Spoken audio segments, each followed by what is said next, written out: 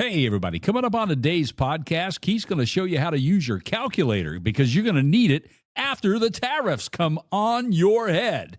Yes, that's right. Tariffs. What will they do for you? We're going to show you how and make you understand how these tariffs are going to really, really, really ruin your day if you're going to buy a vehicle, service a vehicle, or just anything to do in the world of automotive. Or for that matter, just about anything else around you. Look around your desk. There's something on that table that's going to have a new tariff on it. I'm telling you, trust me. All of that right after this.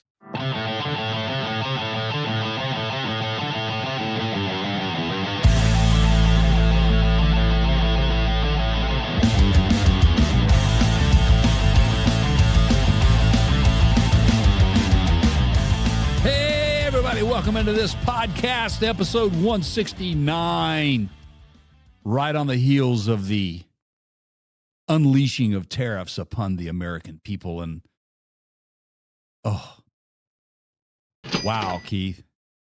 Doom, doom, doom, doom, doom, doom, doom, doom, doom, doom. What's going on, everybody? That's right. What's going on, everybody? Keith, how you doing, man? I'm good. How are you? I'm fine. All right, fine. Did you finish your finish Landman yet? Season 1? I have. What season are you? How many seasons are there? I think that's first season. Yeah, it's good stuff. I've been into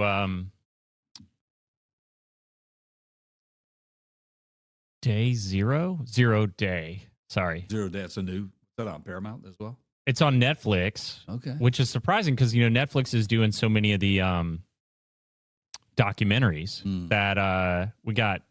It's De Niro playing a former president of the United States. Okay. And it is good, man. Yeah. Without spoilers, the premise is a cyber attack on the United States that intentionally takes literally everything down and then throws a warning out that we're going to do it again. Ooh. And everybody's scrambling to figure out. Sounds very interesting to me, man. I could totally get down with that. But back to Landman. Okay, yeah. For me, I think it's probably one of, outside of, might want to put a little gas in that, make it work. Probably his better role. I think it's a great role for him. But you got like pushing 10. Oh, I know. And he's had some gems. He's had some. Well, he is Billy Bob Thornton, man. Yeah. But I dig the whole Landman thing, man, and I don't think that people understand the dynamics that go in to that world. Yep. The world that we are excluded from most of the time because we're not living it every day, but what those folks go through, man, in that field. Right. is hard work, man. I mean, talk about hardcore blue collar. That's hardcore. But anyway, it's interesting. If you haven't seen Landman, please get out there, folks, and get it. Firstly, would like to say thank you guys for listening. If you're listening right now, thank you so much. If you aren't listening, please go and figure out how to somehow listen.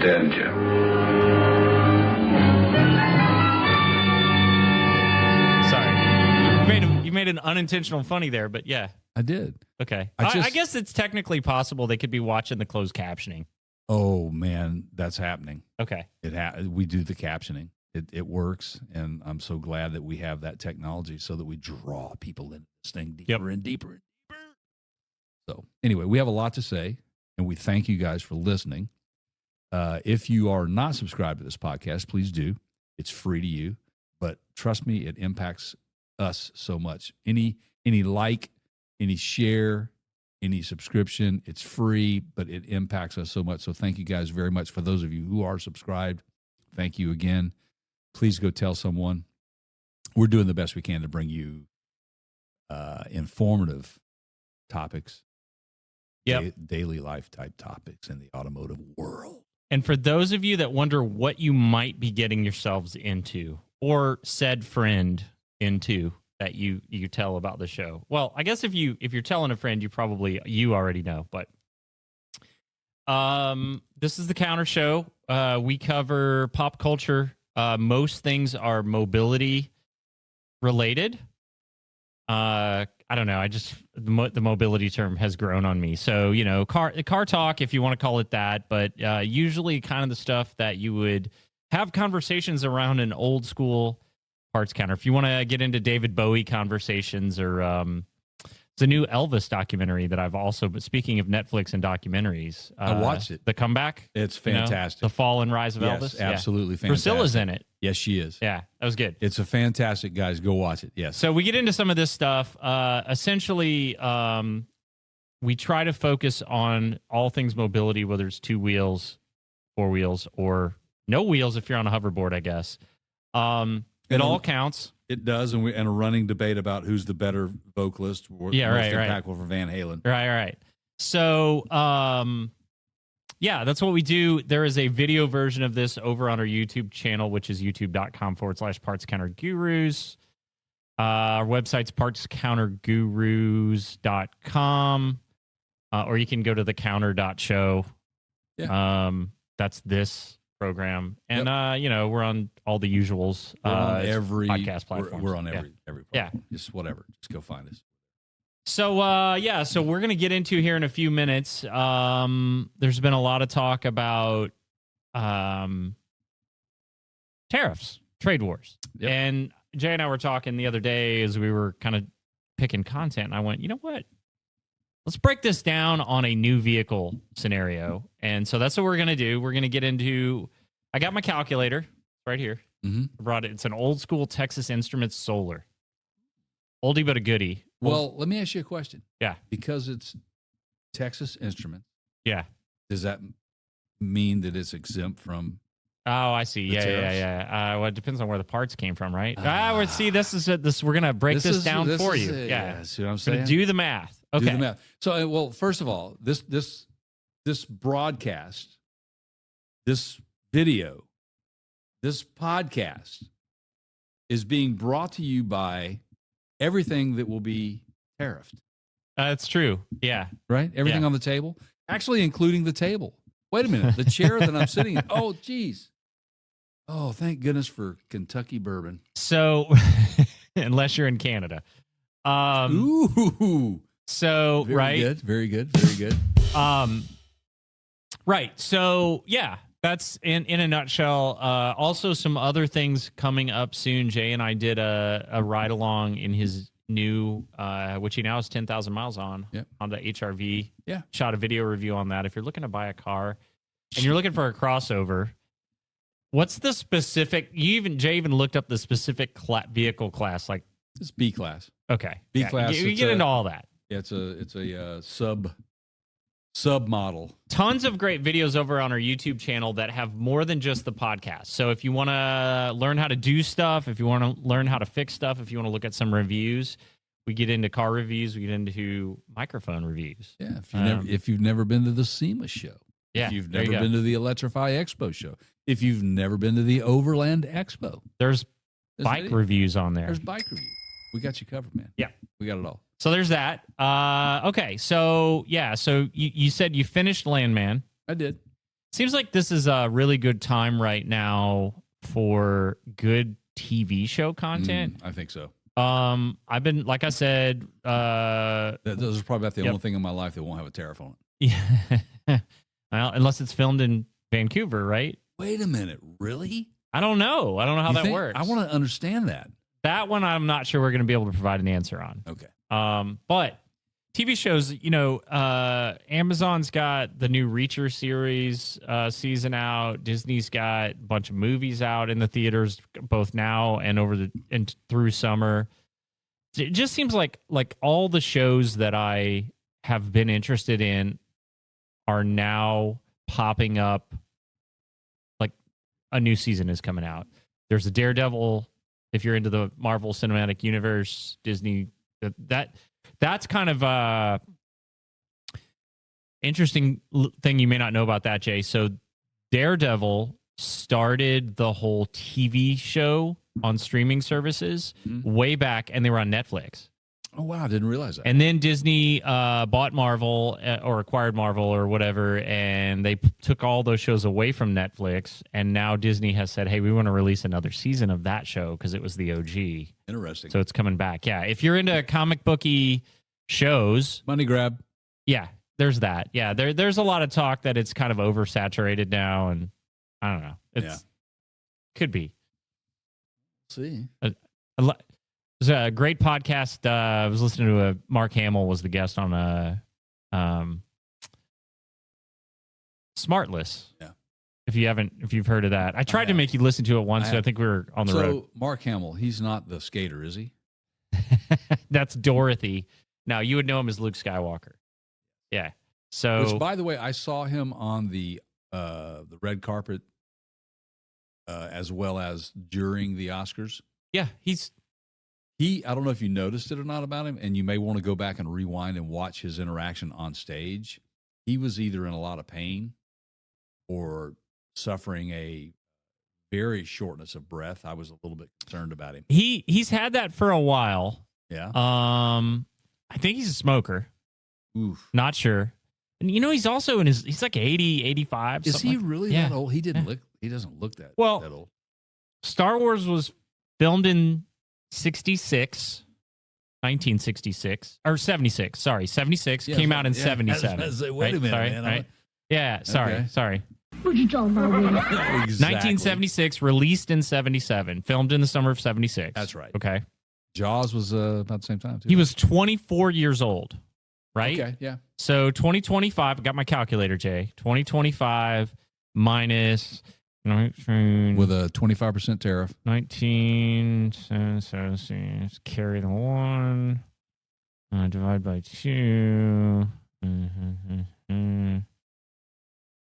So he was 24. That was 48. We're coming up on the 50th anniversary of Star Wars. Wow. Right?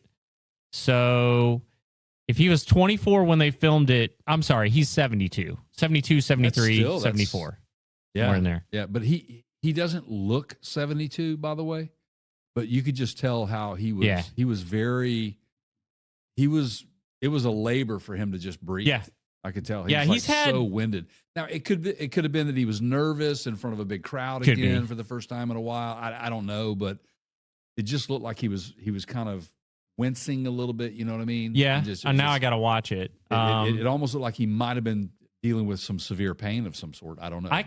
When I hear him, I can always hear that belabored breathing that you're talking about. Mm-hmm. I don't know. I'm not sure. He may not be a smoker. Or, I don't know. I know he's done some great voiceover work for various, like, speaking of like cartoons and comic characters and stuff.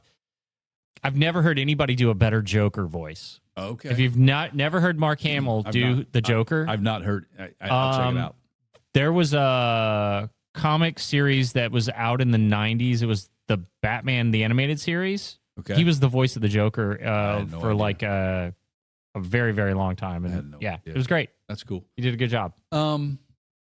You say we talk pop culture and all that sort of thing. I would like to say that just recently, I don't know when they'll pull them down, but a lot of early Van Halen footage has been released on, like, I'm talking like video outtakes. Yeah. From some of their like 1984 videos, but also some from like concerts for the Fair Warning tour. I've seen stuff with Sammy. I haven't seen anything with Dave. Oh man, this is some good stuff. Solid. Just YouTube. Just YouTube. Yeah. Searching Van Halen. I'll find the link for you. But I was doom scrolling, if you will, and ran across it on YouTube. How do you doom scroll? I guess you can. Oh yeah, well they got shorts on there. You just swipe. That's swipe, true. Swipe now too, man. Right? So everybody swipes. Were you doing this on your phone?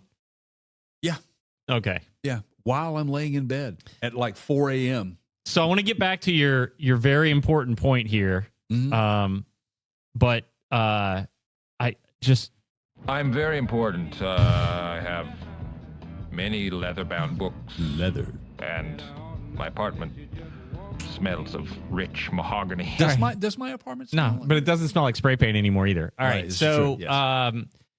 So I have this is an intentional life choice that I'm making to try to act, because you're right. They're so good at passively drawing you into things. It's like you're sitting there, you have an extra 15 seconds to kill, you click on something and you're sucked in, and the next thing you know, you look at like the clock and it's been 30 minutes have passed, right? Absolutely. So I can't always pull this off, but if I'm for entertainment purposes, I will try to make myself go to a computer to watch it. Okay. Now, I'll compromise and do like a tablet, like an iPad, if I'm on like my exercise bike or something, right? Or I'm somewhere, But my point is, I have found that if I do that stuff on my phone, I will sit there for stupid amounts of time and then time travel and wake up and be like, what? Oh, yeah. You go down the rabbit holes, man. So I've now it's different. Like if I'm doing stuff for us or, we're trying to push content out, I'm using my phone. That's different. Yeah. But actually watching other people's stuff, I try to either do it or I'll do it on a TV with, with YouTube in it. I push a lot of YouTube to it. If I'm sitting in my recliner, that's what I do just to get off of the phone. Yeah. Something about the distance of a larger screen, even if it's a computer monitor, being a little bit further away, it gives you a whole different mindset. It makes me aware of what's going on around me. So it appeals to the psyche, I think. All right, so conspiracy question. Before we get into that, can I say one more thing? Sure. About entertainment. Okay. We've said this, that we get into a little bit of everything. Anybody who's listening to this podcast, you all know that Keith, both of us, are huge music fans. And we span many genres. It doesn't matter what it is. We like it. We're going to listen to it. I mean, we're talking Tenacious D stuff. We're into that. We like, I love jazz, man. I love a good jazz vibe. I like, the focused music. It's just anything, right?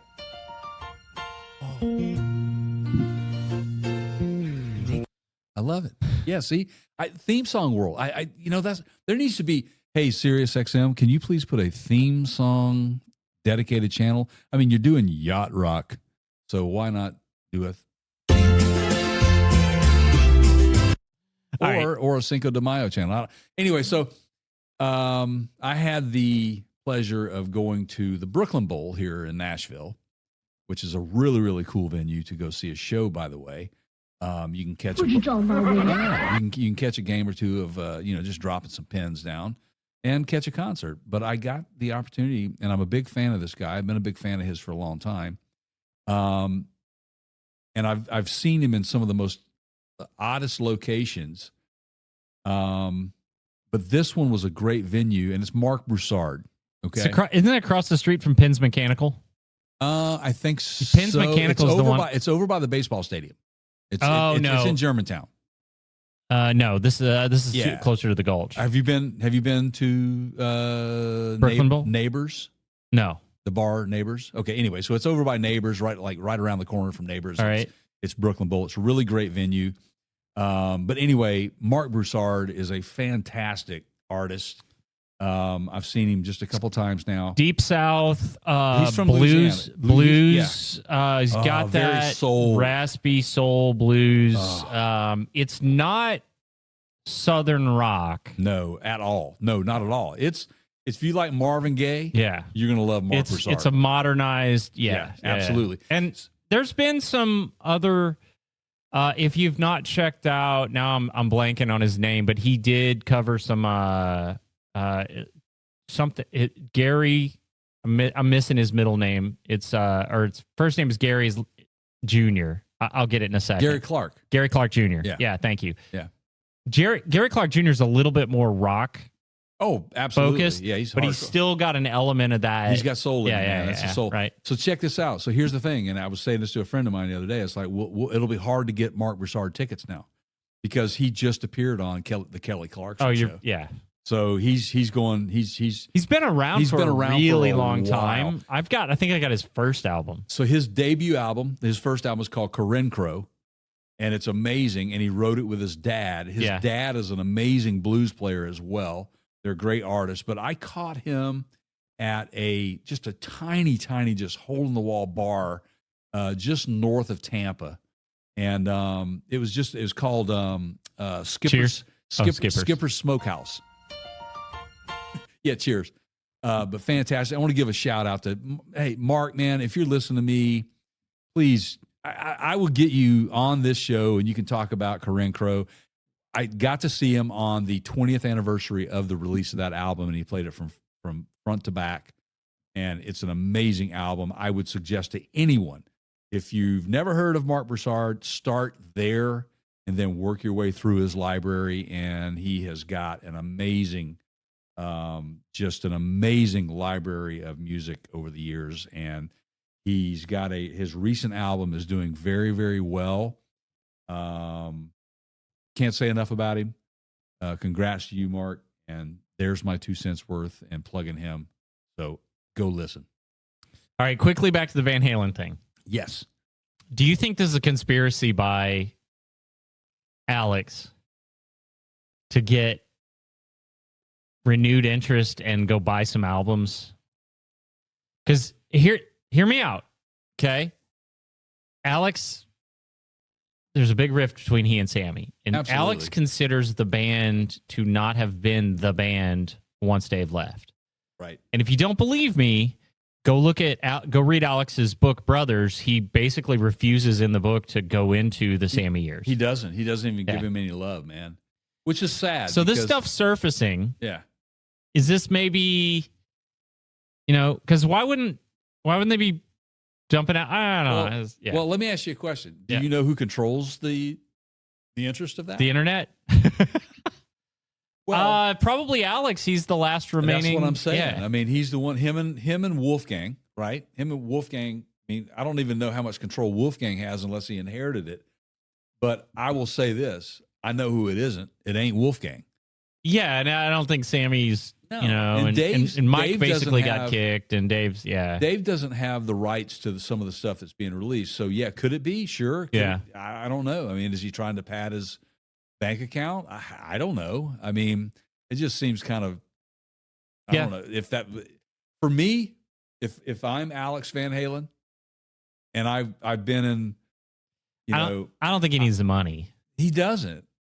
But I mean, why do you even need to bear interest? Because the interest is there. What you need to do is go out and just go tour. And Go get Wolfgang in there, get Michael. Why wouldn't you all collaboratively get together? He made that pretty clear. He is so shattered from the loss of his brother that he just can't. Go watch the Anderson. Did you see the Anderson Cooper interview that he did? I did not. So he did that to coincide with the release of that book that came out in like November of 24. Okay. And they talk about like I want to say he breaks down during the interview, but I mean, he basically talks about like being in the grocery store and just losing his shit. Like he just, It's crazy, man. Yeah. I can't imagine. I know those guys were very, very close, obviously. Yeah. Alex was very protective of Ed. They fought like crazy, but they're brothers, man. I mean, that's how it works, right? That's how it rolls. But yeah, I don't know. All I can say as a fan of Van Halen, of both the Dave and Sam years. I mean, if I had to choose one that I like the most, you and I have had this debate. Yep. I'm not saying that Sam is not better than Dave or vice versa. I like them both, man. I mean, I felt like OU 812 or For Unlawful Carnal Knowledge were freaking great albums, man. I mean, they really were. And they would not have been that great if it weren't for Sam. Period. You know that. Yeah. I mean, his songwriting and his vocals are just amazing. David Lee Roth is not a vocalist. Here, I'll get our copyright strike. What do you go for? We're not making any money off this anyway, are we? By the way, no, I was going to throw in Pound Cake, but ooh, that's a great for those of you that want to support the show, here's a good way to support the show. Oh, there you go. Yeah, like 3 seconds, and they can't catch me. I don't think. That's a drill. Yeah, that's right? a drill, man. Right?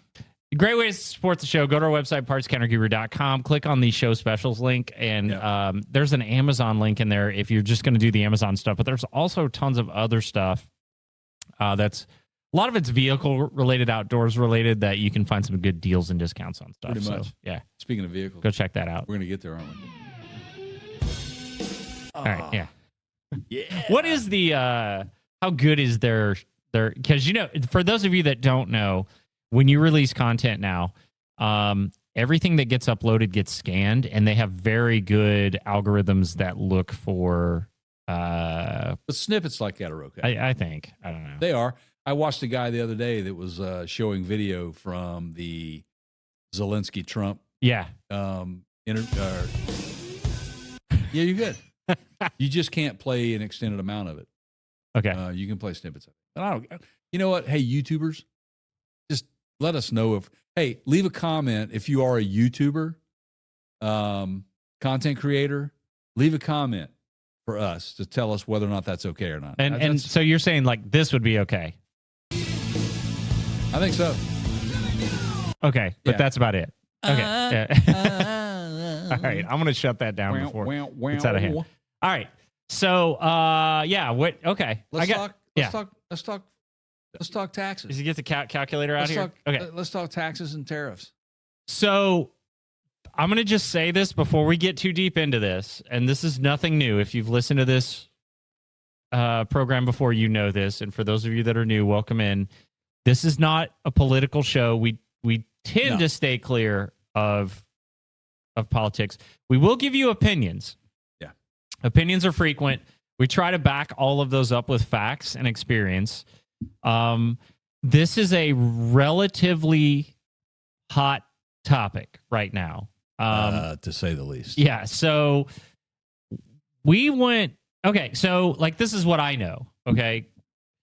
I know that because I'm on social media, I've seen the pictures where Canada imposed their own tariffs and pulled all of our, because you mentioned bourbon, right? Like, Yeah. so they have their own version of that. It's not as good. Sorry, Canadians, but I live in Tennessee. I don't mind Crown Royal. Canadian. It's I don't mind Seagram's. Yeah. All right. Well, That's good. my point is I they pulled understand. all the American liquors off the shelf. Well, good for them. Right. But so there's a lot of back and forth going on here. Mm-hmm. So the thing that Jay and I know that a lot of you know, but some of you may not, is almost every car made, finger quotes, made in the United States, assembled in the United States, probably the more accurate term, right? Mm-hmm. Has parts in it from all over the world. Right. So I just went, hey, Jay, do we have a way to look at like how much of each car, what percentage is impacted by these tariffs? Like how much of it came from Canada and how much of it came from Mexico? And Jay went, dumbass, it's on the window sticker. Yeah, well, that's the Monroney law. That's to be. That's a law that's put into place that where auto manufacturers have to reveal the country of origin of not just the vehicle. I mean, because the vehicle, yes, while let's say a Ford Escort, might be an American brand. There were Ford Escorts that were manufactured and assembled and everything in Mexico. Yep. And they were sold in the U.S. Yep. But it's a U.S.-based company right. that is outsourcing the product. And that is not, this day and time in 2025, is absolutely 100% not at all uncommon. Anything. So here's the question. Okay. So let me see if I can do some screen shares here. So we've got a pretty good list of just various cars that we just randomly, Jay did most of it, pulled up. And we just have some window stickers. Now, there's something else that, so we're going to go through some of these window stickers. That's what we're going to do on this episode. Episode 1, what are we, 169? Is that 169, okay. Man. And we're going to break down some of the popular vehicle models, okay? Yeah. But I just wanted to point out a couple things. Like you were, because I think low hanging fruit, we went after Ford and GM because we're like, I did. Yeah, I thought, I want to, because that's a domestic manufacturer, right? Yep. You got Chevy, GM, Buick, Ford, Lincoln. So you want to Dodge, for example. Dodge, people. Dodge hasn't been an American company for a long time. Just don't tell people that, man. You're gonna lose. Here's the thing. Here's another thing that I do know Jay, without stepping into the political arena, facts matter a lot less today, I think, than they used to. So I agree with you. Okay, so, but you said, hey, for some reason, a lot of the manufacturing. Okay, so you said you can go get those online now for any car. Yeah. So you can go. Let's clarify this. You can go to a dealership location. Yeah. And they have their window stickers posted on the website for the vehicle. Yeah, they when you're surfing the web and you're looking to buy a vehicle and you're doing your own homework and you're looking to see what's on the lot. Obviously, this day and time, that's the way to go. You can do some. You don't have to go, walk the lot to find a vehicle and look at every window. You can just go online and see if there's something there that might appeal to you, right? Yeah, man, I'll tell you what, that dang old internet, man, you just go on there and point and click, get in there, talk about www.com, and you got them naked chicks on there, man. You go click, click, click, click, click, click, click, click, click. It's real easy, man. And it is really that easy. And some of these websites you go to, you might see a naked lady. I don't know. But the ones that I visited this recently to do the research on this, there were no naked ladies. But what I did find interesting is that every site that I went to, there is typically a tab there for you to click on the window sticker, right? Which is the Monroney. Name for the guy, the law that was passed that required it. It is a compliance that all manufacturers, if they sell product in the U.S., if they have a vehicle on a lot in the U.S., you have to have a window sticker that reveals the content information for that vehicle in that car line. And basically what they have to give you are the percentage of parts in the vehicle that are made in certain parts of the world. They have to tell you where it was the final assembly point. They have to tell you the origin of the engine. They have to tell you the origin of the transmission. That all has to be in black and white for you right there on the window sticker. But what Keith and I found very, very interesting, but not surprising for a lot of reasons, is that when you go take a look and go online shopping for a Ford truck, F-150, F-250, F-350, or if you're going to Chevrolet and you're looking for a Savannah or any one of those big vans, a GMC van, or if you're looking for a Yukon, the truck lines, the big truck lines, they had it all on. The window stickers are there, but they have conveniently blocked out on their website the percentages of components. You think that's a legal loophole? Like they're not required to show that part online? It just has to be on the sticker itself? Just has to be on the sticker itself. In other words, they're not readily giving you that information online. And they're doing that because the law doesn't require them to, and there's no benefit in it. Not online. Them, that's correct. Right? All it could do is cost them sales. It's not going to win them any sales. Right, exactly. That's right. All right. So let's see. Now, just at random here, I've got a Hyundai. Let me see if I can get the screen share going without crashing the show. Is that the 2025 Palisade? This is, well, I don't know. You tell me. What are we looking at here? Let me see if I can zoom it. The very first one you click on. Yeah, it's a 2025 Palisade Calligraphy Night Edition. So, all right, what the WTF? Calligraphy Night? Dude, I don't know. It's all marketing. I could care less about Calligraphy Night I'm Edition. Just so distracted by this that I'm not even going to get to the whole tariff thing. Okay, right. What edition has heated seats? So we're writing with quill pens now, and at an evening hour. Like, seriously, what? Right. I know, man. It's just it's marketing. All right. It's like Hemi. It's not really a Hemi, by the way, guys. Just hate to break your heart and burst your bubble, but it's Hemi, really. So this is a $56,380 vehicle as MSRP sticker. Mm-hmm. Okay. Mm-hmm. If I zoom this, can you see? Can you see my screen? Let's see here. Jump back over to the. Yes, okay. I actually can. So if I zoom this, does it get bigger on your screen? Absolutely. Okay. It does. Okay. So our friends that are watching are seeing what I'm seeing. Good. Yes. Okay. So if I scroll over here to the right, bottom right corner of this particular sticker, let me go over that. So this is, come on, baby. There it is. Yeah. Okay. So US/Canadian parts content, 2%. Right. So Now, that's interesting. Like, they didn't have to break up U.S. and or Canada. No, Okay. that's because it's NAFTA. It's North American free trade Free agreement. Trade Agreement. Correct. Okay. Yeah, Okay. they're part of that. And then 90% made in Korea. Correct. So now I'm no mathlete here, Jay, but that's 8% unaccounted for. Correct. That is correct. I would say that that's U.S. 8% might be U.S. Okay. And we need to look into the Mulroney Law to find out How they can be 8% short. Right. Okay. Exactly. So, worst case scenario, worst case. Yep.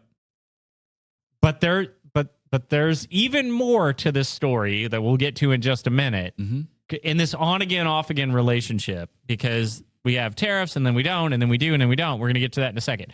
Worst case scenario, if all 2% of the 2% that came from, let's just say in the U.S., Canada, let's say all 2% of that was Canadian. Yeah. What's So the tariff now? 25%. 25%. 25%. So 56,380. I got my calculator out here. Okay, $56,380. All right, just gonna do some quick internet math here. Okay, Just divide by 2, carry the 1, times the number of viewers per hour minus quotient of sponsors on. Okay, so 2% of $56,380 is about $1,100. Right. Okay. Yeah. So you're looking at now, if we raise that it's $1,127.60. Right. Okay. Yep. 25% of that. Okay. So $1,127 is $281.90. So let's just say $282. Yeah. Okay. That's just 2%. Yep. 2% of foreign products. So let's just go $282 because it's 281.9, right? Right. So 282 plus the 11. What did I say? 1187 $11.87 is 1469. So that is now a difference of $1,469, right? So that's what it's going to cost you now if that 25% tariff takes in effect on this vehicle. Now this is a relatively low across the border import. Oh, it is. But let's get to the next one. Right. Let's go to the Jeep Compass, which is the very next one there. All right. Give me a second here to Yep. switch my screen share, and we will jump into that. I gotta click a few buttons here. It'll take me a second. And what are we gonna do here? Jay, sing for. I'm working on the rail. Yeah, right. Let's see. Where is that window? I got too many windows open. All right. You said the Jeep Compass was the one that you wanted to do next? Yep. That was at a Mount Juliet, Tennessee That dealer? is correct. Okay, Yes. got it. I got it right here. Going back over to that one. It's got a total price of $28,090. Yeah. Okay, got it. All right, let me Yep. bring that back up. Now, take a look at your lower right hand of the Mulroney sticker. All right. Well, don't get ahead of me here. I gotta show everybody what we're looking at. This is the magic of the internet. It takes a second. Okay. All right. Love it. We're back There we up are. here. Yeah. You should be able to see Ooh, that look at now. Look at that. Look at All that. right. Yeah. And so let me zoom this. So as you said, $28,090 Right. MSRP. Right. All right. And Bottom. Yeah. So let me go through the parts content information for you. Sure. Go for it. All right. So for this particular vehicle, the U.S. Canadian parts content are 28%. Major sources of foreign parts content, Mexico, 54%. It was assembled. The final assembly point for this vehicle was Toluca, Mexico. The country of origin, engine, Italy. Transmission, Wait, U.S. This is a Jeep. How can that be? Stellantis, baby. But it's This a ain't a Jeep. Jeep. It's a Stellantis. It's a Jeep. I don't understand, Jay. Yeah. Most people don't. They don't get it. All right. So you're talking, look at this. So that's 54%. Add 20. All right, yeah. Let me slide over. So yeah. So this is now on screen, is what you're talking about. Yeah. So now 54% is just Mexico. Correct. Again, the U.S./Canadian 28% is 28. So we don't even know. Is that 1% Canadian and 27% U.S.? Correct. Is it 50-50? Correct. So let's. Good luck to the auditors. So, well, they're gonna, yeah. Right. So, well, just to be Doge fair will be here, involved in that? because you just shattered my bubble that Jeep is no longer an American company. So, benefit of the doubt here, I'm gonna look at it this way. I'm gonna say, because they've chosen to keep costs down and it's more expensive because of production costs in the United States with unions and all that than it is in some of these other countries. I'm going to give benefit of the doubt here. Is it fair to say that of the U.S. Canadian 28%, let's just say half of that is Canada? Let's just, for argument's Is that fair? sake. Yep, fair enough. That's 14%, right? Okay. So add 14 to 54. Yep. So you now have 68%, right? 68%, now, right? That's correct. That's, 68%. I mean, that's almost 3/4 of the vehicle. Right. Now, the engine country of origin is Italy. What happens with Italy? We don't have tariffs on Italy yet. Okay. It's just U.S. and Mexico. Can I say just this? Canada and Mexico. Will it happen, though? It could. Why wouldn't you be tariffing? Do they tariff us? I bet they're getting a lot of money on the pasta they're selling us. The current the pasta is through the roof. Okay, hold dude. up. Okay, sorry. So I know I said earlier facts don't matter. I'm gonna try to offer a fact here. It may or may not matter. Okay. The reasoning and the justification that I've heard from the current administration says that these tariffs are in place to try to control the fentanyl coming into the United States from the bordering countries. Oh, okay. I see, okay. And because China is making fentanyl. No. It's just coming across the borders. It's not our job to think. It's just our job to. Right. Okay. Right.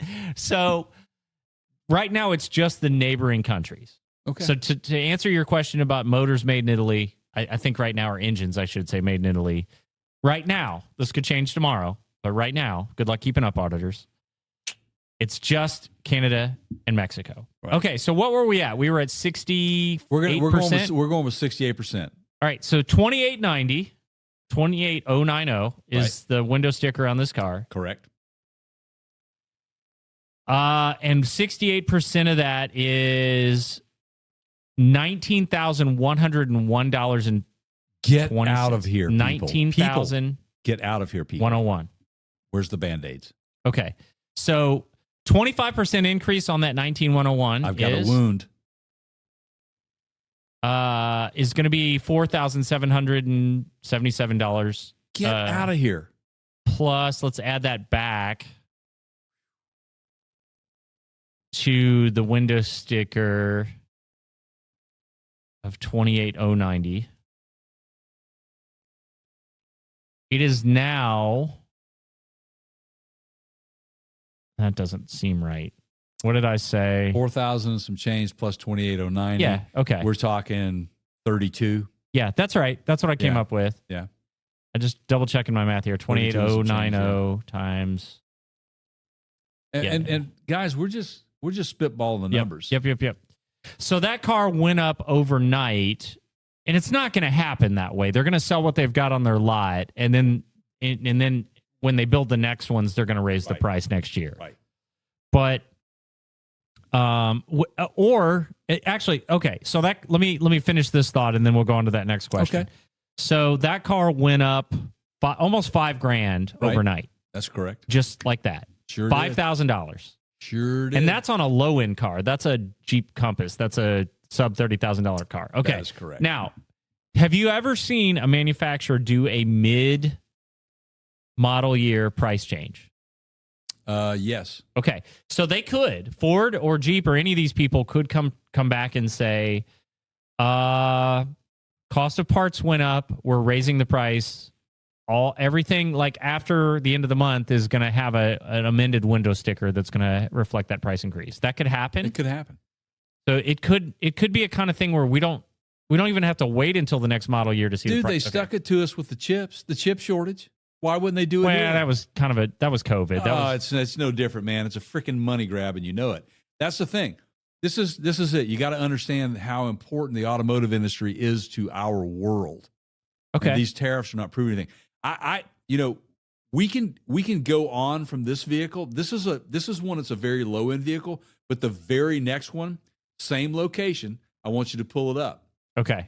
For all of you Jeep Wrangler lovers out there. Okay. So this is a Jeep.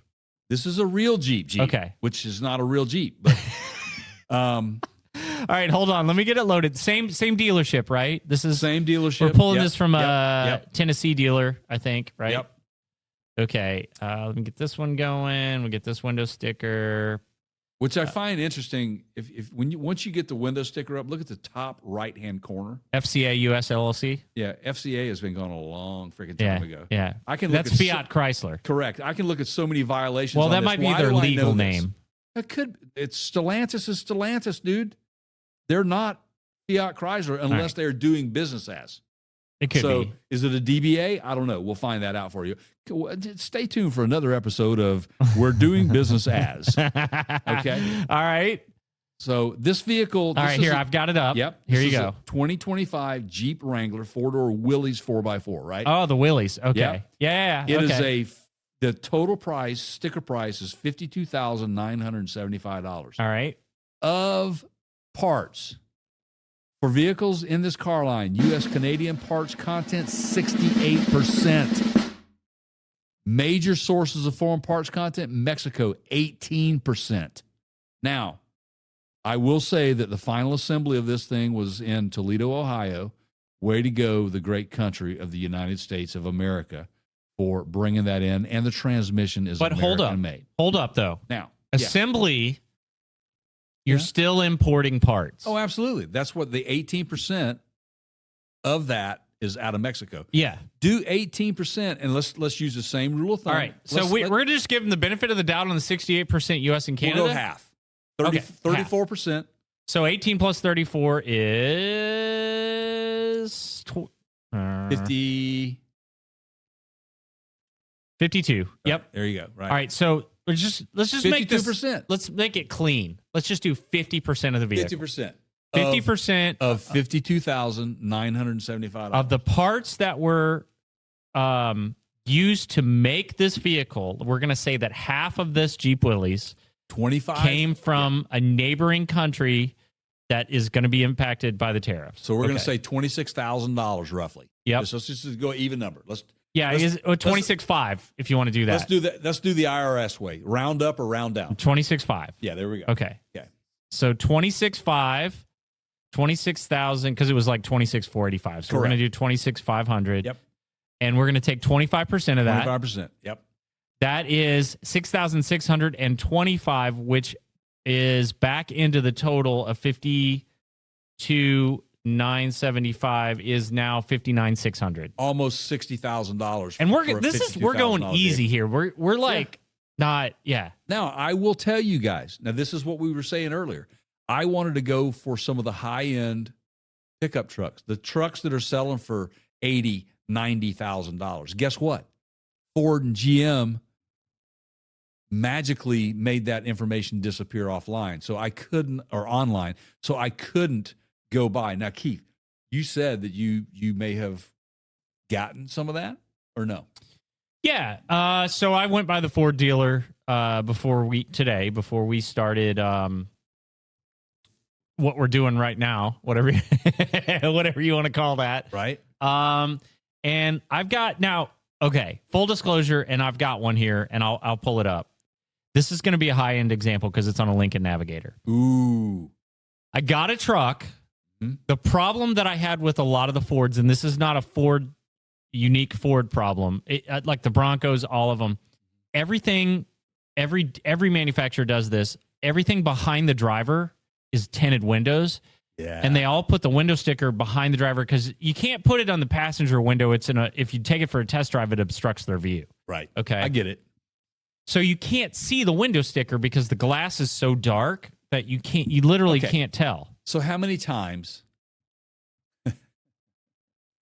they could put it in the windshield somewhere, you know? I mean, this is kind of, I was like, these yeah. are, How many times do I have to say They're intentionally doing Yeah, this. right. Okay. So let's take a look at this. So you haven't seen this one. This is I haven't seen this one. Yeah. So this is the Lincoln Navigator Nightshade Aromatic Pearl Tea Edition. I don't oh man. the Sledge-O-Matic. So this is a $108,000 automobile as sticker. Ooh, 108,000. Yeah, imagine All right. that. It's a Lincoln Navigator. I don't even know what package this is. It's I don't know. It's either, on man. screen here. You can see it, right? So if I zoom this, there you go. Where is it, Jay? It's not on there. Should be lower left-hand corner. It's not. It's got to be. By law, it has to be, dude. Let's look. Included, ship to Interior. Fuel economy. I don't see it. I don't either. Should be lower right-hand corner, man. It ain't there, bruh. Well, now, do you want to scan? You have your smartphone. Do you want to scan that QR code? that QR code is not going to give you anything. Okay. Well, maybe in the lower right-hand. Yeah. I do have my smartphone. Let's see if I can get that. If you can get it up on. I mean, I can try. Let's see. Hang on. Easier said than done, but yeah, Here, give me a hold on. second here. Get it up away from. The trick is I can't scroll over to the right, so this may or may not work. Oh, you can't, can you? So get it back smaller right there. Oh shoot! Yeah, it's see? hidden behind you. You got two right there. It ought to pick those up. Well, One of them. that's fuel economy. The bottom right? I can't see it because you're blocking. Oh, Like- okay. Let me see like- if I can get it. Let me see if I can get Yeah, it. you get that. I can't get that. Okay. So, what do we got here? I got it. Does that give you country of origin? Well, I don't know. Dum-da-dum.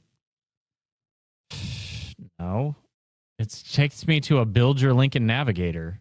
Yep. So there you go, folks. That's the Monroney law.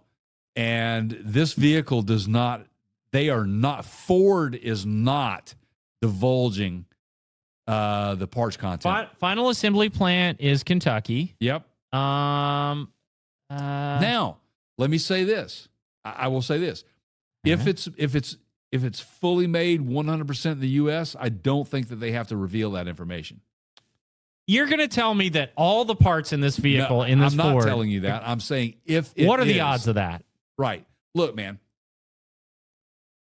I live in a world of manufacturing myself. Yeah, I know. You know that 100% of this vehicle did not... Did not come. Yeah. Exactly. I would bet I can tell you that a case of beer on that easily. make it 2 cases. Yeah. I will guarantee you that this vehicle has some foreign components on it. In fact, I know the valve springs were probably coming out of somewhere. but It's not on there. It's not on there, and that's against the law. All right. Okay. Allegedly. I don't want to get sued. I don't want to get sued either, but I'm just saying it's the Monroney law. They're supposed to put that by law. I took that right off the NHTSA website. Right. So, which, by the way, NHTSA is the National Highway Transportation Safety Administration. So it is acronym. It is a law that they're supposed to reveal that, and they are not revealing it. I don't know why that is, but I find that interesting. I find it very let's odd. look. You want to look at I got a Super Duty here. You want to look at Let's this look Super at the Duty? Super Now, this Duty. is a big old, I think this was either a 3/4 ton or a 1 ton. Yep. And Super Duty would probably be an F-250 and up. Yeah. I have an F-250 Super Duty that tracks. So this is, there you go. Okay. I'm going to make it bigger. Bear with me. Okay. Maybe. So window sticker on this 82,430. Sorry for it's tricky. They're still not giving you that. Final assembly plant, Kentucky. Yeah. A lot of the Ford trucks are made in Kentucky. They have been for decades. Assembled. Yeah. Made, assembled. Yeah. Yeah. Here, let me do this real quick. Let's see. So I'm looking at it. This is an F-250. Okay, first of all, can I just for a second here go on an absolute with trying to keep the swearing to a minimum. This is a 3/4 ton pickup, and it's at $82,000. What the hell are these people smoking? A truck, Right. $82,000. 80. I'm gonna lose my damn mind. Yeah, it's a 4-wheel drive. What engine package does it have in it? It's the Lariat 6.7 liter. Okay, it's the diesel. It's the Power diesel, Stroke. yeah, you've got that, and then you have they just came out with the Godzilla engine. The 80. Oh my 7.3 God! liter. What do you guys do for a living that you can go buy one of these every few years? Right. I know, man. I mean, that's a nice truck. I have an F-250 V10. $82,000, man. Holy hell. Holy hell. Okay. Yeah. So also on this one, not seeing anything on the window sticker that has parts supplier location. Well, let me say this. I know where their service parts are coming from, Okay. which is, in my opinion, the same as the actual assembly parts. Could be, yeah. And they are not coming out of the U.S. Okay. They would fall under the tariff, but they are not revealing it on this window sticker. Okay. I know that for a fact. 'Cause And I've- these stickers have been on longer than this whole tariff thing has been in place. So Absolutely. they're Ford's doing this for a reason that we don't understand. we don't why. know.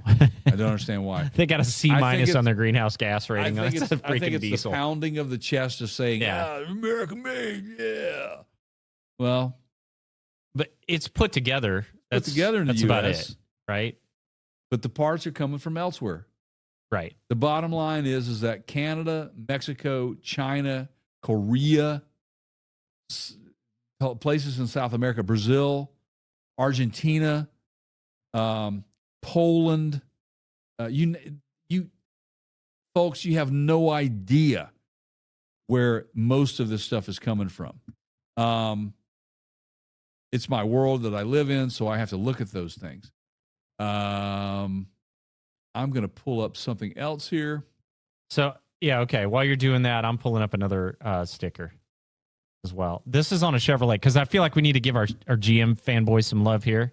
2025 Envision by chance? I got the tracks. Okay, that's fine. And I got the Envision, so go with the tracks. Yeah, and you can screen share too if you want to try to figure that out. No, you go ahead. good. You go ahead. I don't need screen share, man. Vegemite, man. We're selling here. We're selling some glass, broken glass, man. Yeah, all right. Okay, All right. you can do it here. So let's see where we're Sorry, man. That's my Dan Aykroyd. All right. I will make this bigger as usual. Give me a second here. Okay. That's what he So said. this is a 20. It's 2025 tracks. What the hell is a tracks?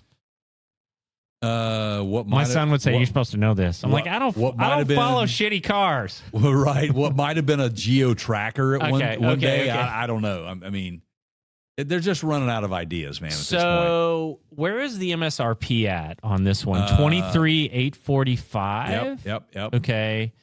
Over on the right. So this is another low cost. Yep. Okay. Yeah, but 48% content is out of Korea and 23% is out of Mexico. Okay. 23% Mexico. So let's half the 2% go to 1. So now we're talking 48.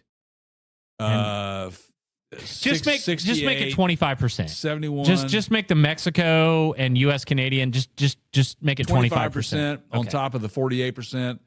So Okay. now we're like 73%. Well, Korea's not tariffed right now. Not right now. Yeah. But I see your Here's the point. thing. It's Here's the thing, Yeah. man. Is Korea sourcing that stuff too? yeah, well, Maybe they're sourcing it out of China. and it's once again, we have less than 100% oh yeah, of the components of the vehicle accounted for. right. So we're looking at roughly a little like 28% that we don't know where it came from. Right. Loopholes. Turkestan? I mean, what? Turkestan. All right. So let's just go 25% And we're having of this. turducken for dinner. 25% of the total cost of this car is going to be taxed with tariffs. Taxed. Okay. So 23,845 is the window sticker. Okay.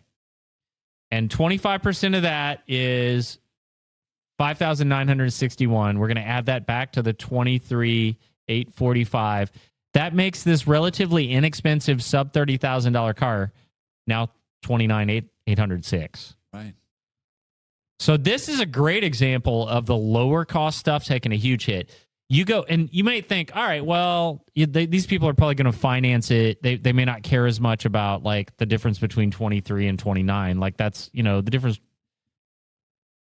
I mean, I'll pull up in the loan calculator here, but that's potentially another $100 a month that they're, I mean that you're not able to buy eggs at if this point. If you can't afford a $30,000, if you're going after a $23,000 car, you're going after a $23,000 car for a reason, Right. and it's not so that you can pay an extra $100 a month at a $30,000 price, right? Exactly. Okay. Now I just pulled up the 2025 Buick Envision. Okay. Okay. What's the sticker at? That's at Sarah, by the way. Yeah. Are you on that? I can try. Yeah. So the sticker on that is $43,240. That's a 2025 Buick Envision Sport Touring ST all-wheel drive. Has a 2.0 liter turbo engine and has a 9-speed automatic transmission. It's Summit white, and the interior is ebony with sky gray. Okay. As I look down the list of products or components that are sourced elsewhere, the U.S. Canadian parts content is 8%. We're going to do what we did before. We're going to split that in half. We're just going to we'll err on the side of it's a 50-50 deal. All right, so that's 4%. If they put a slash, it's 50-50. That's the way I'm going to go with it. Okay, right? that's fair. So 4%, right? But major sources of foreign parts content, China.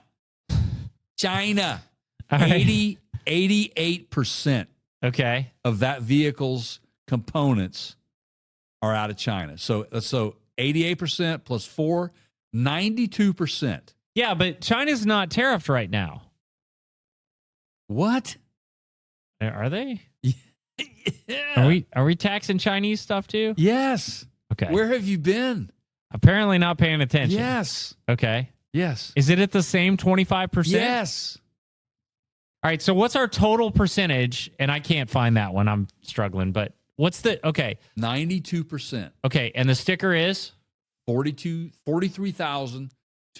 $43,240. and 92% of that is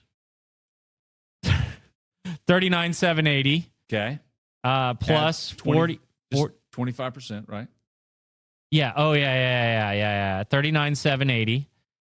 39,780 times 0.25 is 99.45. 10 grand. So just add 10 grand to the sticker. 10 grand to the sticker. There you go. That's pretty crazy. That's significant. Yeah. How do I know that China is tariffed? You know the world I live in.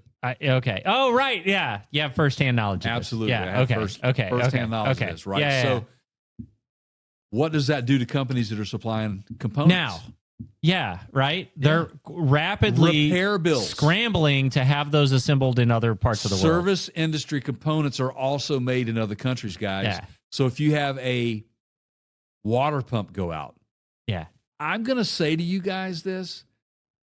I don't know the physical numbers, but I'm going to err on the light side, but I will guarantee you that 80% of any service part to repair your vehicle, and I'm going aftermarket, guys. That's where most of the repairs come from, is from the aftermarket.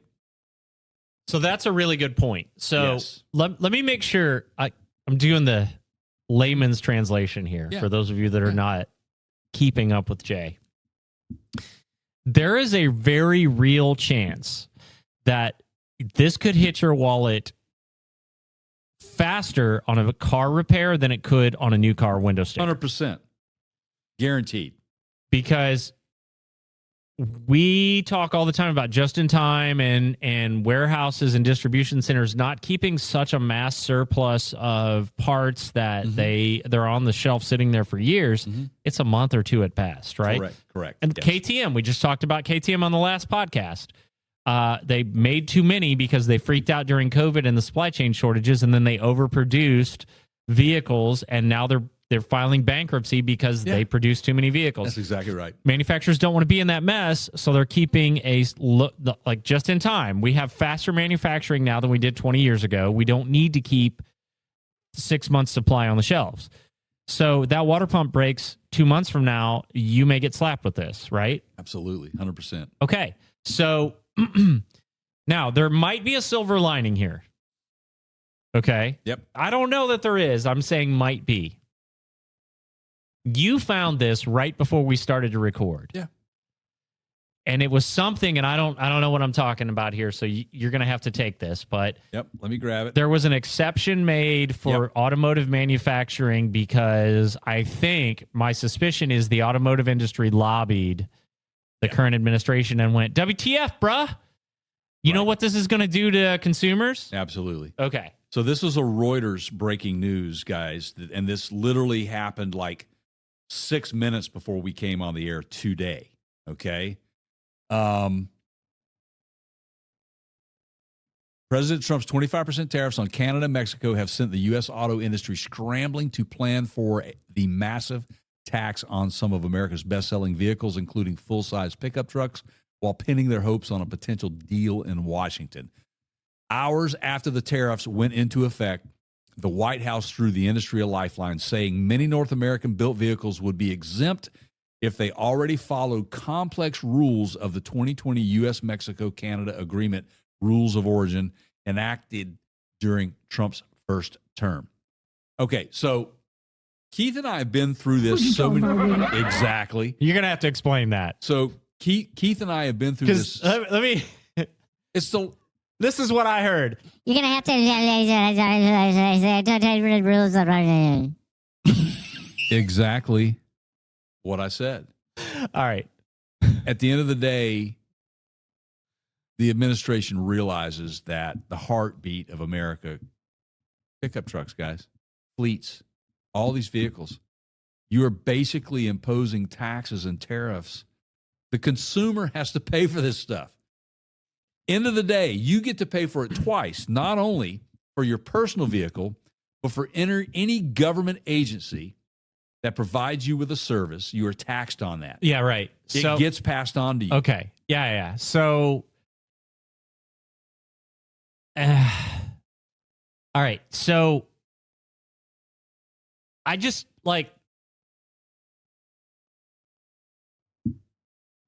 without revealing too much, okay? Because this is such a, I just want to throw my hands up in the air and go, I don't know what to do, okay? And if I don't know what to do, I can only imagine how other people that have less access to the information that I have feel. As somebody that has ties to manufacturing, specifically in the automotive industry, what does your gut tell you about the cost of vehicles and repairs? Just what's your best guess of what's going to happen in the next 6 months? I think that there will be the realization that we're not able to carry on. I mean, at the end of the day, I understand the ultimate goal is to bring back American manufacturing jobs. Okay. But the reality of this is when we gave it all up to the Chinese and every other portion of the world that wants to make stuff, we sat back and said, screw it, man. Everybody else can do it. We're not doing this stuff, man. We don't have the ability to get back to where we need to be that quick. I hate to burst your bubble. It just isn't going to happen. Because we have regulatory bodies in place that drive the cost of those manufacturing of production up. Now, look, I know what some people are thinking right now. They're like, oh, Elon's going to take care of all that. He's firing all those people, right? But these are laws, and getting rid of people in an office is different than changing the law. And if the law says, if there are emissions rules and regulations and laws, and some of them are at the state level, okay, that is going to take more time than somebody going in and just firing a bunch of people in an office. This takes months and months, if not years. Absolutely, it does. You have to understand some things, guys. The way the manufacturing industry works, it revolves around lead times, right? Yeah. And minimum order quantities, Right. You said it, just in time, right? The whole just in time system is in place so that you're not spending a fortune in inventories, right? Right. In a situation like this, I will guarantee you that there are manufacturers, aftermarket suppliers out there that are wishing that they did have a year's worth of inventory on hand now, because the impact of this tariff that is in place, and again, China is included in this, you're talking immediately. This is not, and we're talking about stuff that might be in transit already. If they have not been paid for it, if you have not been billed for it, right, it is going to hit your pocket when it hits the door. That's just how it is. Now, let me bring this to your attention real quick. On this story from Reuters, they stated about a third of U.S. pickup trucks sold by American and foreign brands are manufactured in Mexico and Canada, according to the research from Global. Yeah, not surprised. Now, the quintessentially American product is the backbone of the U.S. car industry, providing large portion of the sales and profits for General Motors, Ford, and Stellantis, which, by the way, own Jeep, Ram, truck brands. Automakers, including U.S. and foreign brands, sold nearly 3 million U.S. pickup trucks last year, which is about 20% of the overall national sales. Now, do you understand why they're giving them a break? Right. Yeah. The truck industry is huge. And look, at 80,000 plus per, anything over a half ton, there's a huge markup in the profit margin in trucks. This is no secret, is much higher for the automotive manufacturers than it is for passenger cars. It is a purpose-built vehicle. Yeah. And they know it. Yeah. Yeah. And it's the margins are just so much better. Okay. So you said something earlier. You said, basically, we sat back and let a lot of the other countries handle the heavy lifting of the manufacturing. Right. Part of that is we didn't have a choice because we couldn't compete on a price level if we continued to make them here. Correct. And jobs were lost here because we as consumers wanted the cheapest version of that product we could get. Correct. And we valued price over quality. Right. And we put that in place. And if you don't think that still exists today, go look at Amazon. Yep. Like, Amazon is just full of crap now that's knockoffs, and a lot of the manufacturers have pulled out of Amazon because there's just counterfeit knockoffs. Absolutely. And the thing is, as consumers, we've become so callous. Yeah. To, well, I just buy another. Just one. give me the thing that's cheap. Yeah, right. Have you watched Buy It Now? Yes, I have. Okay, yeah. We're screwed, right? Speaks to this point. Yeah, absolutely. I mean, the United States has become such a society of consumers that it's affecting our workforce even. Manufacturers are having a hard time finding skilled laborers. They are. It's affected our workforce. Yeah. And you want to impose tariffs to bring American jobs. Who's going to frickin' fill those positions? Yeah, well. Who's going to fill the positions to make that? Now there's an opposing point of view to this. Okay. Which is, I'm open for that. That F-250 goes up, what did we say, like another 10 grand maybe? Let's say 10 grand, just for argument's sake. Yeah. Okay, so it goes from 80,000 to 90. 90. Okay. If we can, because the assembly line is something we do have dialed in here in the United States. If we're going to charge 10 grand more for the truck, and we can do that here in the United States by hiring more people and building out another facility, wouldn't it encourage manufacturers to do that in the long term?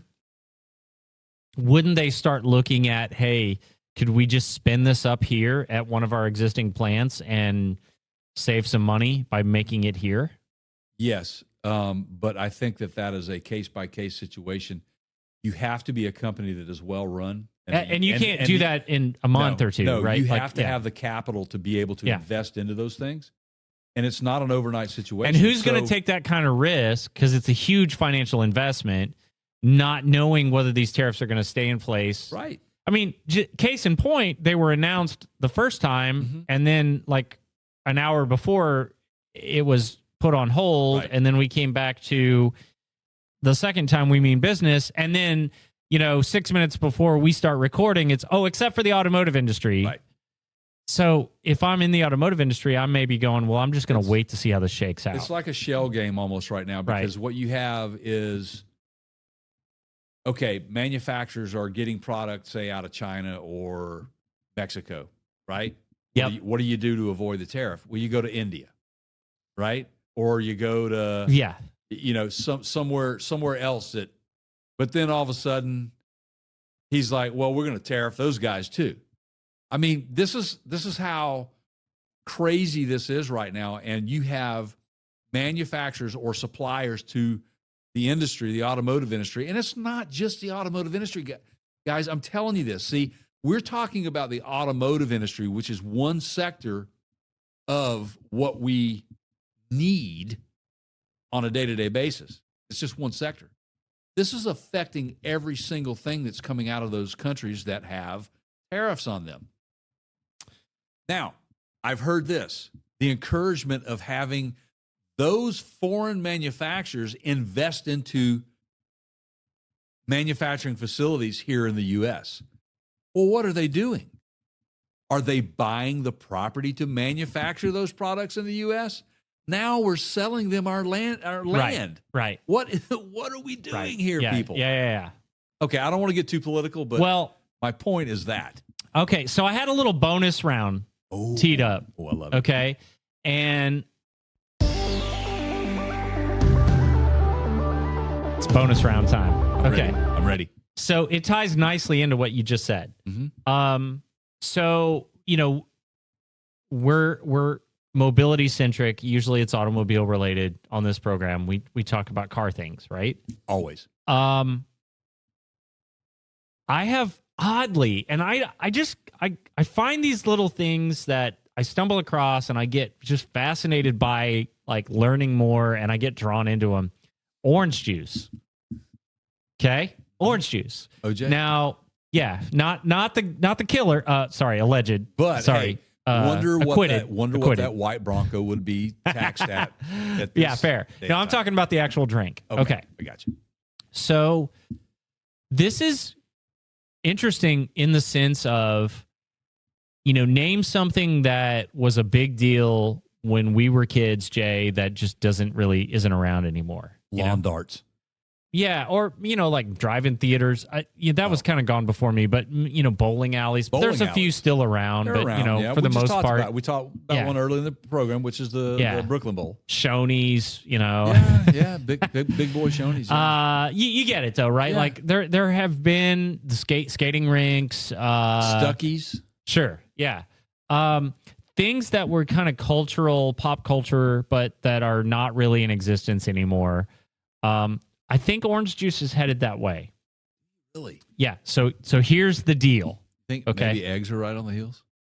No, but I don't know as much about the poultry industry or eggs or whatever. So here's the thing with orange juice. Okay. And I had known all this. Okay, I'm going to save this last little tidbit until the very end. So... Which we're getting close. Yeah. But state, like we would drive through a state. You have family in a state. Like as kids, you go through what state? And it's like, have some orange juice, right? Right. Which is Florida. Yep. And it's most of the orange juice in the United States. Historically, Florida's known for orange juice. They've got oranges on their license plates and all that, right? Yeah. So, couple things have happened in almost a perfect storm kind of scenario. There is this infection that the orange trees are getting. It's called citrus greening. And have we talked about this? You and I haven't, but I've talked to my son about it. Okay. So it's more of an issue here in the United States than it is. It exists in other parts of the world, but it's not as bad. Like South America, for example, has it, but it's not as significant, meaning it may only affect like 15% of their orange groves, where here it's 40, 30, 40%. Right. Okay.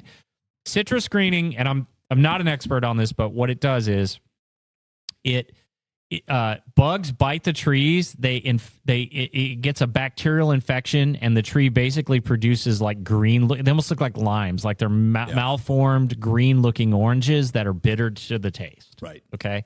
It'll wipe out entire orange groves. Right. Okay. It's a really bad problem in Florida. We don't have a cure for it yet. The major pesticide manufacturers here in the United States, like Bayer and Monsanto. Yep. Their major think tank brain scientists have come out and said, by the time we figure it out, it'll basically be too late. It'll probably take us like 6 or 7 years to come up with a solution, and by that time, the industry will be done. Right. So the fact that we can't produce the oranges to make the orange juice forces us to import those oranges from guess where? South of the border. Yeah. Okay. Right. So those are going to get tariffed. Yep. Okay.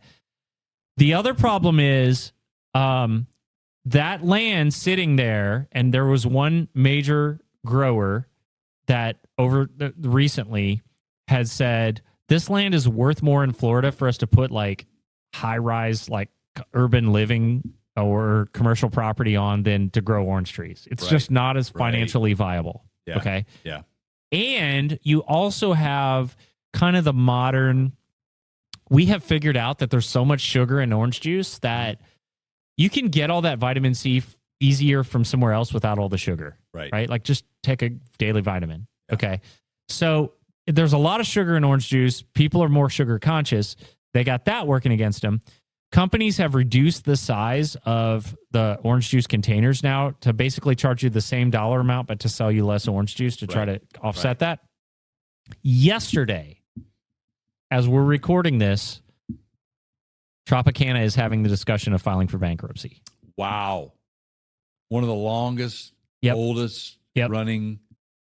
And juice. The reason is because the citrus, all of these things. Yeah. Okay. Yeah. Citrus greening, we can't grow it here. We got to get the oranges elsewhere. Well, if we get them elsewhere, we're now going to pay a 25% tariff. Right.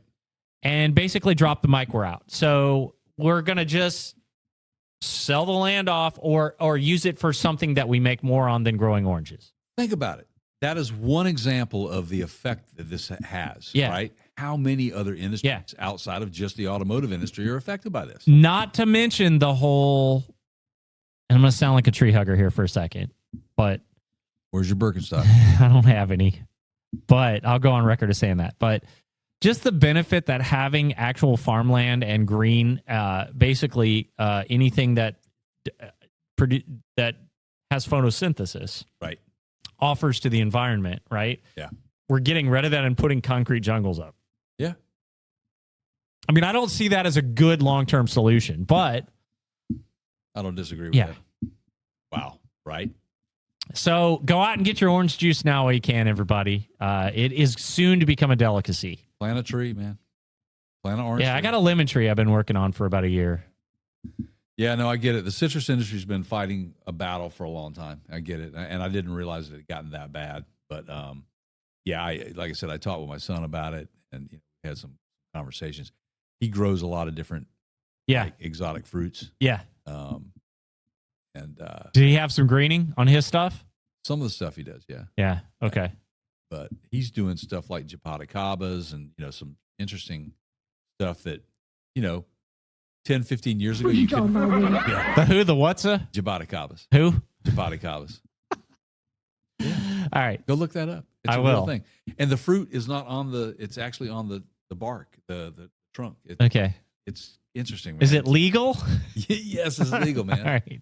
But because of the climate change, Florida can now grow things that were typically reserved to, like, say, the Amazonian territories. It's interesting, man. I mean, like Tennessee, for that matter, it's a different planting zone now. Yep. I mean, things have changed. Yep. So I've seen palmetto trees that are indigenous to the state of South Carolina and Georgia growing in the middle of the freaking country, man. Yeah. So this is how affected we are by the environment as well. But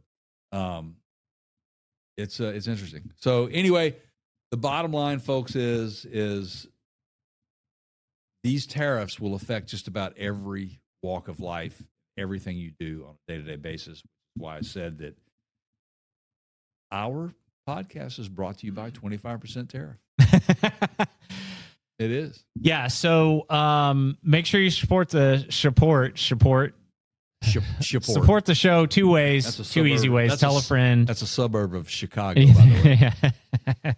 It's Southwest side or Yeah. Okay. Tell a friend, leave us a review on your favorite podcast platform. That will help a ton, whatever that is. Leave us a good review. If you can't leave us a good review, email Jay first. Yeah, it doesn't. And did you know what that's called? I'm full of rabbit holes today. What? It's called gating. Gating? Gating, like GATING. Gating, What? like with a gate. Giving a bad review? No. Companies, and this is popular in the automotive service industry, will send you a text or an email and it says, how did we do? Leave us a Google review. And if you click on, there'll be 5 stars. If you click on 3 stars, it will send you back to them. Like you'll talk to a service advisor and the email will go back to them. Interesting. And if you tap 5 stars, it'll go straight to Google reviews. So what they're doing is they're gating that response to keep it, if it's bad, from going straight to You mean Google. not revealing the actual stuff on the Unroni trying label? to control negative information, right? Yeah. Welcome to the world, guys. So leave us Welcome. a good review. Yeah. If you can't, Bye, Si. just, I don't know, Yeah. go whatever. Take that aggression somewhere Level else. 5 out of 5. And then just go to the website at partscounterguru.com and click on the show specials tab and use those links to buy stuff. And it's anonymous, but we do get, it doesn't change your cost, but we do get a nice, what's the word? Commission. Commission, yeah. So that helps us. Little kickback, peoples. You know what's next? What? 170. The 170th Ooh, 170th podcast. Wow. Wasn't there a statistic that said that most people who start a podcast, they're done by episode 7? Yeah. What was it Dennis said? They'll never make it to 10. They'll never make it to 10. Yeah. Yeah. Right? Yeah. I remember that. That was one of my favorite drops. Yeah. I got to dig that one up and start Yeah. using it because it was so great, man. Good stuff. All right. Yeah, What- 170. 170. The next time we do this, if there is a next time, you Yep. never know, Well, we might get tariffed. will be the 170th podcast Yeah, it's that crazy. we have done. Stay tuned for that one, guys. That ought to be a doozy. We're getting better and better as we get through this stuff. So anyway, I've enjoyed this podcast. I love being informative and having these discussions. We hope you guys like listening to us. So thanks again. Like Keith said, just give us a like and subscribe, and it's free, but it means so much to us monetarily. What do you got for us today on the way out, Keith? So I went deep on this one. Ooh, I love it. Like how deep? It's obscure. Not too bad. Not too Okay. bad. Just All right. like kind of like a huh. Like almost like a Pink I Floyd mashed up thing? some relevant things in current events, and I feel like it made sense to me. Okay. So That's all that matters, Keith. so we're coming up on baseball season. Yep. And I feel like percentages were a major part of this podcast. We broke things down into percentages and We tariffs did, and all that. man. Big time. And so I also another great documentary. I think this one's on HBO Max or Max now. The Pete Rose documentary. If you haven't seen it, I haven't go seen watch. It's like 5 episodes. It's really good. Okay. Pete Rose was not a great human being. He had a lot of flaws, but it is a fascinating look into humanity. And, whereas you can look at like a Barry Bonds or a Mark McGwire or somebody like that and go, well, yeah, clearly there was some like performance enhancing things that entered into their stats. Uh-huh. Pete Rose's stats were his stats. He didn't take any drugs. Yeah. He didn't, it was Charlie all, he Hustle, earned every man. bit of that, Charlie right? Hustle, yep. And so what he did, that was the gambling part. Yes, he had a problem. It's a fascinating a documentary. And his last day on Earth, I don't know if you know this or not, he was signing autographs at the Franklin Expo Center here, right down the road here. Get out. Yeah, he was at an autograph session. People were all over like Instagram and social medias posting pictures with, because he would do those. He would travel around and like sign autographs. He moved to Las Vegas. Yeah. Do the shows. Did the show, got on the plane, went home. The next day they found him dead. I'll be darned. So he was here in Tennessee. So his He's last- yeah. Wow. That's crazy. All right. So this is a Pete Rose quote. Okay. And I like it, but it's a little wacky in Pete Rose style, okay? I get it. It goes like this. You can't give 100% because the opposition might give 100%, and that's a tie. The great thing about baseball is there are no ties. That is like roses are red and violets are blue. I like peanut butter. Can you swim? Pretty much. Yep. All right, everybody.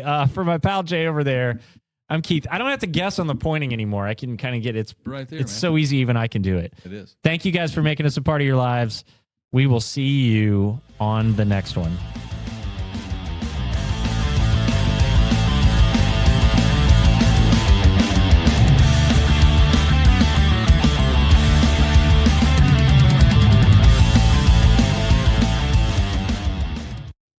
Wow, Keith. Doom, doom, doom, doom.